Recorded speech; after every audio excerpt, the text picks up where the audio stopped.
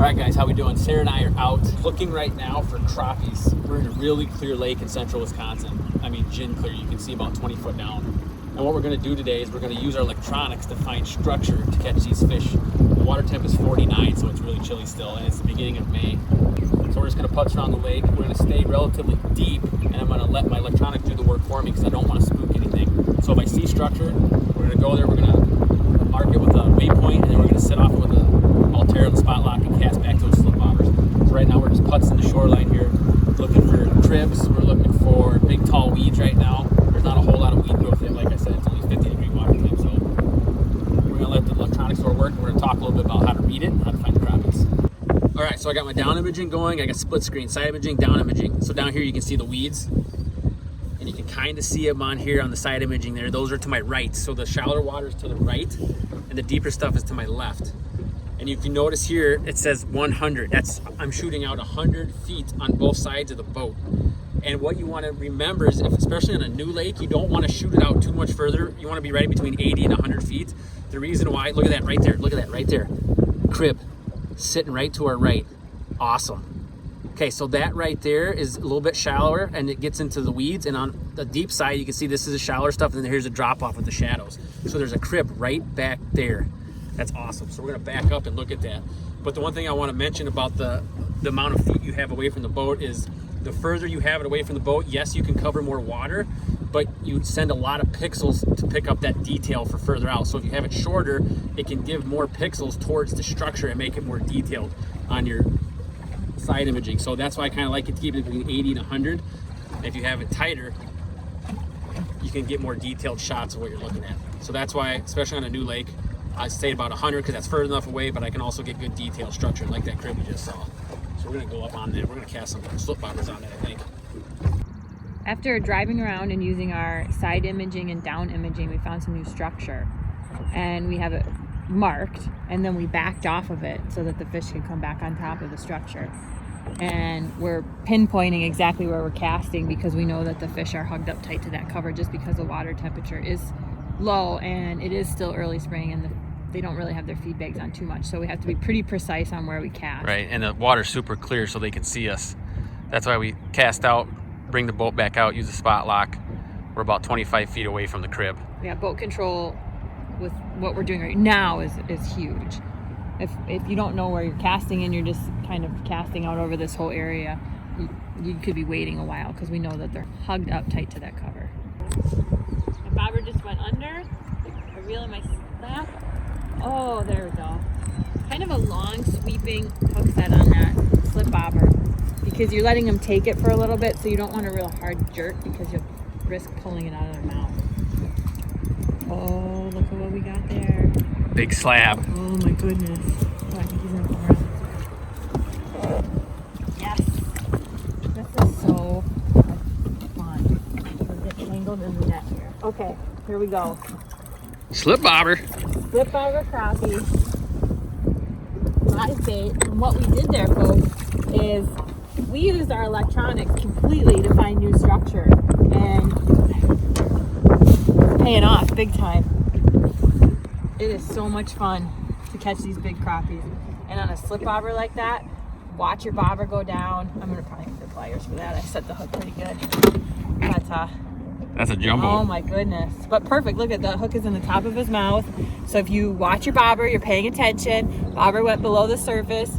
You wait a couple seconds, reel in your slack, don't panic, and then a long sweeping hook set. So you don't just jerk it out. So kind of a long sweeping hook set. And it's gonna bring these guys in the boat. Reel in slack, set hook, fish on. Oh, it's a nice crappie. Is it a big one? Big one. Oh yeah, it is. Nice, nice, nice. Oh, that is fun. Now he's living off that crib that we saw, and that side imaging I think just paid for itself. Sealed the right deal, there. didn't it? Isn't that awesome? Oh my goodness. Yeah, once you learn how to use it, once you know what you're looking for, that is a beautiful fish It is hunt. worth it, yeah. It is Not definitely as worth it. big as the first one, but still. No, dandy. Really nice, yeah. There we go. We moved a little bit, and I just moved off to the side. I actually picked up my other rod because I was going to try a little something, but I didn't even need it. I got another nice one. Oh man. Oh geez, he swallowed it. I'm gonna need the pliers for this one. Look at that. Nice. If we were keeping crappies, we'd have a nice dinner plate Yeah, here. we would. Maybe we should think about it. Yeah. Look at that. Off the crib Beautiful again? Calico, yes. In a just nice slow sink of the bobber. I'm going to show you how to rig a slip bobber for crappies. Just exactly what we're using today. It's basically 5 pieces. You have your slip knot, you have a bead, you have a split shot, a hook, and slip bobber itself. So the first thing you want to do is you want to grab the slip knot. I call it a slip knot stop is what I call it. But if you notice the little slip knot is over top of a plastic tube, what you do is you put your line through there. We're using 6-pound mono. We're going to talk about line here when we're done. But you just take it through the tube, and what that allows you to do is it allows you to pull that plastic tube out now. And you want to make sure that when you take out your slip knot, it goes towards the rod tip. So you can get that tube out of there, just like that. So all you have to do now is pull on the 2 tag ends of the slip knot, and it's going to tighten it to where you want it. So I'm going to move that out of the way for right now. So that always goes on first. The next thing is you want to put the little bead on. And the important part about the bead is it keeps from your knot hitting the top of your bobber. So it protects the knot a little bit from getting frayed. And you're going to put the bead in there, like so. And then next is your bobber. We're using Northland Light Bite bobbers. We like these because of the fact it's got a little brass grommet at the top. And what that does is some of the other bobbers that you can buy, it'll just be plastic all the way to the tip, and line will eat through there, and you'll get a slice in the side of your bobber, and then your line will get caught in there, and when your bait's dropping, it won't go smoothly through there. So that's why the nice little brass grommet on the Northland is nice. And make sure that metal grommet tip is facing the tip of your rod. That's the way you want to put the line through. And you want to thread the line through towards out of the other side. Pull her through. So right now you got your slip knot, you got your bead, you got your bobber, and the next thing I do is tie my hook on. I'll put the split shot on last.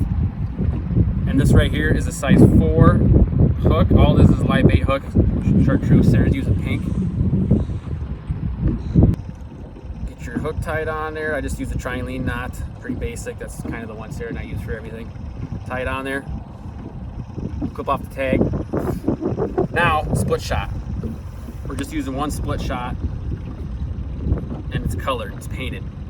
So the reason why we like the little painted, especially in the clear water, is because it's a little bit of attractant out there. We don't want a whole bunch of bulky stuff in there, but a little bit of color brings the crappies in, especially in the clear water, they can see it. So next thing is, I'm gonna take that slip knot, I'm gonna pick my desired depth. We're fishing at about 9 foot.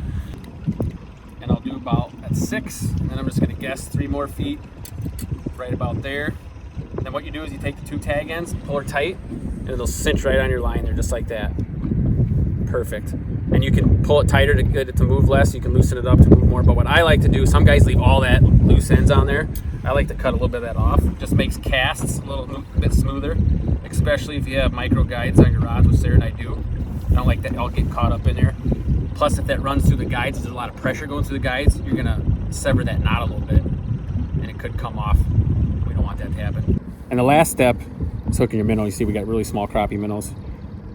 Right behind the dorsal fin, and your chunk of meat there. That's all you gotta do.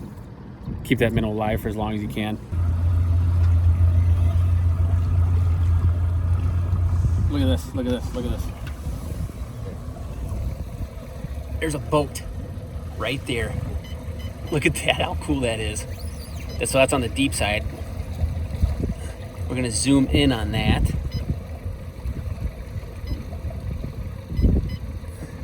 Look at that. How cool is that? So there's a boat out there. Somebody forgot to put the plug in, obviously. So that just shows you right there. Side imaging is pretty cool. You can find all sorts of stuff down there, especially if it's a new body of water. Like Sarah mentioned earlier, we fished this lake before, but if this is a new body of water, there's no better tool to use than your side scanning to find structure and find fish. So it's very important. A lot of people say, you know, hey, is it worth it? Yeah, it's worth it. So right now, I'm picking up bigger cluster of weeds, and that's the kind of stuff that's going to hold these crappies as they move up a little bit shallower from their wintering haunts. But right here, this is a perfect example. If you can see how long the shadows are off to our left here, you can see the long shadows. That's taller weeds. So the longer the shadows, the taller the weeds are sitting, and that's what we're looking for. These little shorter shadows, those weeds aren't as tall, so they're closer to the bottom.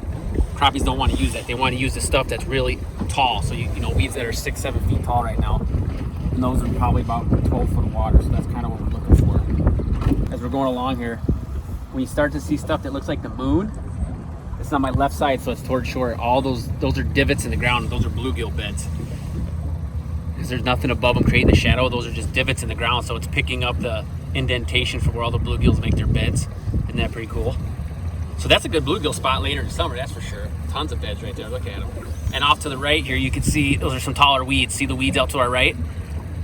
And you got the long shadows. Look like there could be some fish out here too swimming around. Look at that. All the way in here, all those those yellow spots, that's something that's high in the water, because that's the drop off. So those are probably fish right there. And look at all the bluegill beds over here. Got one going. Real slack. Long hook head.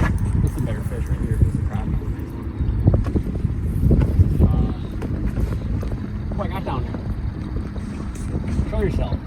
Do you see him yet? Yeah, I think it's a nice crappie. Really taking me to the limits here. Oh yeah, he is. Oh yeah.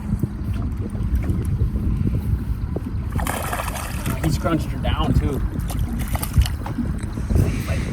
That's a nice one. There we go. Look at that. Beautiful. I love it.